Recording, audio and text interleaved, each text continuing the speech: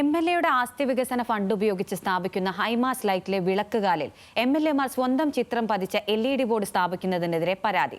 സർക്കാർ ഫണ്ട് ഉപയോഗിച്ച് നടപ്പിലാക്കുന്ന പദ്ധതിയിൽ ചിത്രം പതിക്കുന്നത് അധികാര ദുർവിനിയോഗമാണെന്നാണ് പരാതി.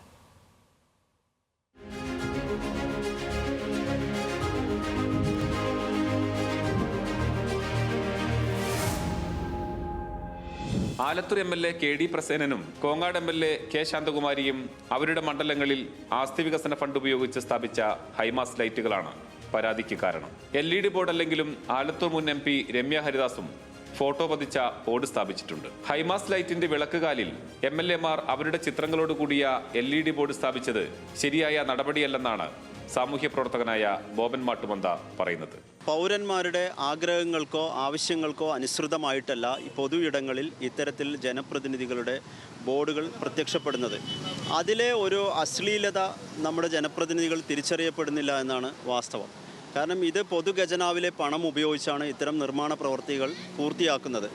ആ നിർമ്മാണ പ്രവർത്തികൾ സ്വന്തം സമ്പാദ്യത്തിലാണ് എന്ന് തോന്നിപ്പിക്കുന്ന വിധമാണ് പല ബോർഡുകളും നമ്മുടെ പൊതു ഇടങ്ങളിൽ ഇടം പിടിച്ചിരിക്കുന്നത്. ഇതിനു മുൻപും തെരുവ് വിളക്കുകൾ ഉണ്ടായിട്ടുണ്ട്. തദ്ദേശ പ്രതിനിധികളും MLAമാരും MP മാരുമെല്ലാം അവരുടെ മണ്ഡലങ്ങളിലെ ഇരുട്ടുവഴികളിൽ വെളിച്ചം പരത്താൻ ഫണ്ടും പദ്ധതിയും നടപ്പിലാക്കിയിട്ടുമുണ്ട്.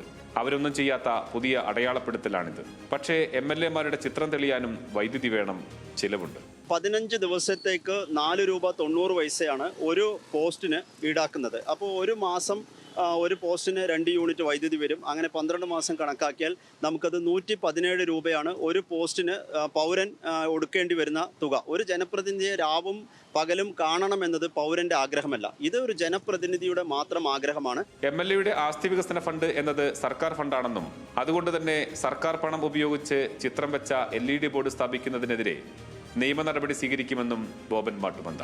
എന്നാൽ MLA ഫണ്ട് ഉപയോഗിച്ചല്ല LED ബോർഡ് സ്ഥാപിച്ചതെന്നും നിർമ്മാണ ഏജൻസി അവരുടെ താൽപര്യപ്രകാരം വെച്ചതാണെന്നും MLAമാർ പറഞ്ഞു. ന്യൂസ് മലയാളം, പാലക്കാട്.